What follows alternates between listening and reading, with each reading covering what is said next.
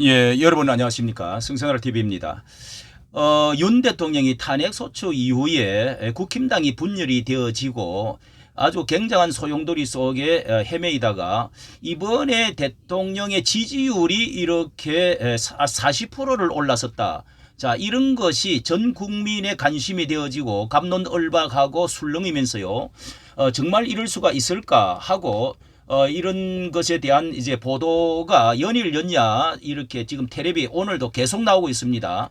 자, 여기에 대해서 이 아시아 투데이지 같은 경우에 어제 그저께 이제 40%를 치고 올라가고 그다음에 뉴델리에서도요. 자, 여기에서도 39.6%. 자, 이것이 두 군데뿐만 아니라 세 군데에서 나왔는데 과거에 이제 그 메이저 신문 같은 데도요. 나온 것이 있었습니다. 있어가지고 이 두 주째 계속해가지고 이게 31%, 34%, 36%까지 올라갔다가 지금 이렇게 상승 곡선을 그리고 있다는 것은 이게 거의 그 무슨 일방적인 것만 아니다 하는 것을 알 수가 있는데요. 이 윤뿐만 아니라 정당 여론조사도 아주 이제 많이 차고 올라가지고 국힘당이 회복이 많이 되고 어떤 것은 0.1% 1%를 앞서버린 것도 국힘당이 나온 것도 있습니다. 자, 이것이 이 요동치는 분석을 한경이라고 하는 한국경제신문에서 이것을 이렇게 토론을 이렇게 해서 실었는데요. 자, 거기에서 보니까 이 탄핵 트라우마 이재명의 포비아 역풍이다. 뭐 이렇게 말하면서 전강훈 목사가 그 가운데 구심점을 가지고 있다. 자, 이런 발표를 처음에 이 큰 언론 기관에서 이제 말을 하고 있습니다. 자, 이거를 좀 한번 자세히 좀 보도록 하겠는데요. 최근에 그러니까 지지율이 상승 여론조사가 나오면서 아주 이제 출렁이면서 지지층 결집 효과는 이견이 없다. 그런데 자, 이게 정말 과연 이게 3주째라는 우리 3주째 상승이 사실일까? 이래서 이게 이제 아시아 투데이지하고 그다음에 뉴델리지하고 연속으로 4일, 5일, 6일, 예, 3일에서 5일, 6일, 5일까지 이렇게 해서 두 군데 세 군데 했는데 이것이 이렇게 나왔다는 거 아닙니까? 자, 그러면은 이런 게 나오니까 여당 지지율의 사람들은요. 민주당의 네티즌에 이제 이렇게 말을 하고 있습니다. 예. 이렇게 나오니까 지지율 상승 나오니까 민주당의 성향 네티즌들은 믿을 수가 없다. 가짜 여론조사 판친다. 지지 올랐다는 게 너무 꼴보기 싫다. 뭐 이런 반응을 보이면서 친여 성향 네티즌들은요. 이 국힘 싫어하지만은 탄핵 소추 30번 남발이라니. 예. 30번을 남발한다. 적당히 해야 한다. 좌파들은 민낯을 보고 여론이 돌아서고 있다. 좌파들의 민낯. 계엄령 이후 국민들이 나라 돌아가는 꼴에 관심 갖고 깨달았다. 이게 상당히 합리적인 이야기고 또 한두 군데 두 군데가 아니지요. 박근혜 대통령 탄핵 때는 학년이 다른 양상으로 이 당시에는 탄핵 소추안 가결 후에 지지율이 내내 뭐 5%까지 뭐 이렇게 내려갔다고 그러는데 이어지다가 당내 분열까지 계속 되어졌다가 그렇게 됐는데 단일 대오를 이번에는 이제 단일 대오도 유지하면서 여론도 흩어지지 않고 있다. 다르다는 겁니다. 자, 여기에 이제 이렇게 자, 박근혜 대통령 이야기를 하면서 거기에 이런 이야기를 하고 있습니다. 윤태곤 더모아 정치 분석 실장 전문가가 나와가지고요. 에서 한동훈 전 대표 축출 이후 당내 탄핵 찬성 세력이 약해지면서 윤 대통령과 정강훈 목사 같은 윤 대통령과 정강훈 목사 같은 사람들이 구심점을 발휘하고 있다. 이렇게 지금 분석을 해놓고 있습니다. 예, 구심점을 발휘하고 있다. 이렇게 지금 탄핵 트라우마 이재명의 포비아 민주당의 줄탄핵 등이 복합적으로 작용한 결과라는 게 중론이다. 이것은 뭐 이제 이 상황이 너무도 교만하고 너무 조급하고 너무 심하다. YTN 이 국힘당 윤희석 대변인은요. 뉴스 파이팅에서 이재명 대표가 지휘하는 탄핵 정국에서 보여주는 과격함, 조급함 등이 반감을 일으키고 있다면서 탄핵 심판은 속도전하고 이 대표 재판은 지연전을 펼치고 있다. 어떤 국민이 공평하다고 믿겠나 했습니다. 자, 여기에서 제가 말씀을 좀 드리고 싶은 것은요. 자, 이렇게 이제 쭉 이야기를 했는데요. 이제 일부 전문가들은 최근 여론조사 결과에 대해서 학대 해석 주의보도 내렸다. 이래서 이게 이제 급한 불을 끈다고 민주당에서는요.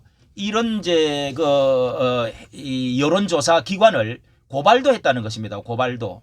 그래서 참 아주 우스운 이야기인데요. 이제 여론까지도 탄핵을 시키려고 한다. 이런 비꼬는 사람도 있습니다. 자, 여기에 대해서 말씀드리고 싶은 것은 과연 정강훈 목사가 구심점이냐. 방금 지금 뭐 이 방송에서 정강훈 방송에서 거기 김학성 교수는 항공모함, 전 목사는 항공모함의 함장이다 이러면서 또 해석을 말씀을 하는데요.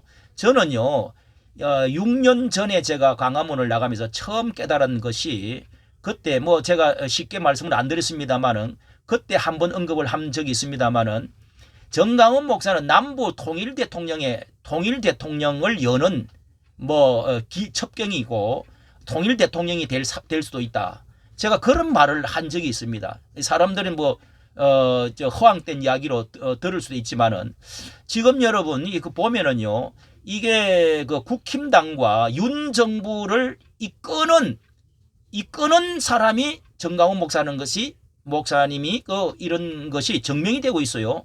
그리고 종교계도 전체 다 아울렀습니다. 뭐 불교라든지 뭐 누가 나와가지고 하는 사람은 없습니다. 그런데 기독교도 물론이고요. 광화문 전체를 완전히 장악을 했습니다. 그 누구도 뭐 필적할 수 있는 사람이 없어요. 그래서 이게 북한의 김정은도 가장 무서워하는 사람이 정강훈 목사라는 겁니다. 예, 가장 영향을 크게 끼치니까요. 뭐 민노총이라든지 이런 사람도 이거 지금 맥을 못 추게 만들지 않습니까?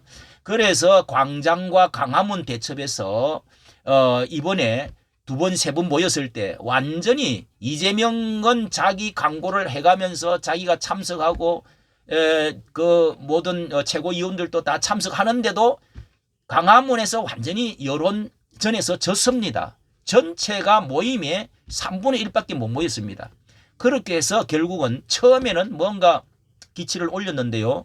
광화문 대첩에서 승리했고 전체 여론 중심을 이끌 수 있는 핵심을 만들었고 이번에 한남동 공수처 쳐들어왔을 때에도 한남동 대거 가가지고 밀어주고 그렇게 해서 젊은이들이 오가지고 거기 전체를 대처하는데 큰 힘을 또한 보탰습니다. 자, 이렇게 하니까 40% 올라오니까 2030이 말이죠. 그 맑은 심정 또 정의감, 야, 이거는 아니다 하고 2030이 나오는데요. 뭉쳐갖고 나오는데 이런 적은 없었습니다. 이런 것들도 정강훈 목사의 그 뒷받침 컸다는 거. 이 여론의 40%까지 올라가는 데에 결정적인 역할을 하고 결국은 윤상현 의원과 한 명, 두 명이 단상에 올라왔다가 나중에는 거기에 안 올 수가 없어서 12명이 찾아오가지고 오늘도 방송을 나왔어요. 이 이철규라든지 중요한 인물 12명이 한남동으로 나왔습니다. 나왔고 그 다음에 다 어제는요 45명이 나왔습니다. 45명이. 지도부에서는 선을 그었지만은 그러나 이 대세는 이것이다 해가지고 나왔는데 이것은 여론에 밀려가지고 어떻게 보면은 자발적으로 나온 것보다는 이게 끌려서 나온 거죠. 이런 놀라운 견인력을 지금 갖고 있는데 민주당, 공수처, 경찰 뭐 이런 데 민주당은 지금 여러 가지로 지금 이렇게 기울어지고 또 이 자충적으로 지리멸렬해 돼가는 상황 내리막길로 간다고 저는 보고 있습니다. 자, 이렇게 과거에는요 김재원 의원이 최고위원이 된 적이 있었죠. 얼마 전에. 그런데 이 정강훈 목사를 높이다가 천하 통일을 한 사람이죠. 그게 이제 광화문 전체를 다 이제 통일했다는 뜻을 조금 가장해갖고 했다가 그렇게 해서 아주 전자도 말을 하지 않겠습니다 하고 물러간 적이 있는데요. 자, 이번에 그 45명 나온 사람들 중에 김기현이라고 하는 전 대표가 뭐 입을 닫아라, 뭐 우리 당원 호적 파가라 이렇게 해가지고 싸웠던 적이 있는데 그 사람도 이걸 이 추세로 해가지고 나왔다고요. 나와가지고 발언을 많이 했죠. 나경원 뭐 해가지고 그 다음에 김종혁 뭐인가요? 그 아주 한동훈 측에 있는 사람도 다 나와고 자 이렇게 됐는데 천하 통일을 했다. 김문수 장관이 그렇게 지금 올라간 것도요. 그리고 국방부 그때 신원식 장관이 올라간 것도 완전히 나는 그 의식을 해갖고 광화문에 보수 자유우파 사람들을 데려갔다고 저는 봅니다. 그것뿐만 아니라 현재 이 김용현 국방부 장관도 사실 그 관련이 깊고 자 이렇게 해가지고 과거에는요 이런저런 제야 단체들이 전체를 많이 여러 분야가 있어갖고 여기도 모이고 저기도 모이고 내가 여기 대표다 대장이다 해가지고 이렇게 많이 모였어요. 그런 것들이 싹 정리되고요. 전광훈 목사를 어떻게 뛰어넘을 수 있는 그 광화문 전체를 점령할 수 있는 사람이 없습니다. 이 전체를 통일했다는 거죠. 그리고 교계 단체라든지 광장에 나와가지고도 이래저래 집회를 했는데 다 잠잠해졌습니다. 통일한 거죠. 자, 그래서 제가 과거에 처음 나왔을 때 제가 6년 전에 나왔을 때 너무도 마음에 감동이 와서 저기 세례 요한이 있다. 한국의 앞으로 통일 대통령이 될 수가 있다. 제가 이렇게 한번 말한 적이 있습니다. 참 뭐 굉장히 너무 허황된 이야기 같이 들리는 사람도 있을 수 있는데요. 그러나 이런 현상을 볼 때 이번에 새로운 정권이 다시 이 대통령이 윤 대통령이 회복되어서 나오면은요 완전히 세상은 완전히 달라집니다. 완전히 달라지게 되어 있습니다.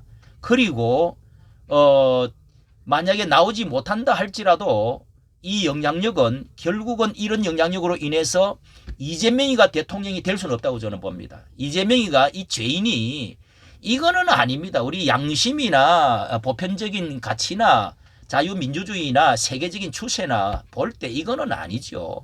그래서 필적할 수 있는 이 흐름을 타가지고 김문수라든지 또 뭐 홍준표라든지 누가 붙어도요 성산할 수 있는 얼마든지 이길 수 있다. 그렇게 해서 이겨가지고 다시금 이 보수 정권을 하면은요 이제는 더 강한 보수가 되어질 수가 있고 통일의 자리를 마련할 수 있는 자 이것이 확실시 되어진다. 저는 그렇게 지금 봅니다. 따라서 전광훈 목사의 이 역할이라는 것이 90점프 정도가 아니라 남북 통일의 대통령이 될 수 있는 그런 기반을 만들었다 할까 될 수도 있는 그런 자유 통일을 갈 수 있는 우리가 숙여서 뭐 그렇게 연방제로 간다고 될 일이 아니고 그렇게 하나님의 은혜를 주시는 날이 올 수가 있다고 저는 보고 있습니다. 이까지 정치 감사합니다.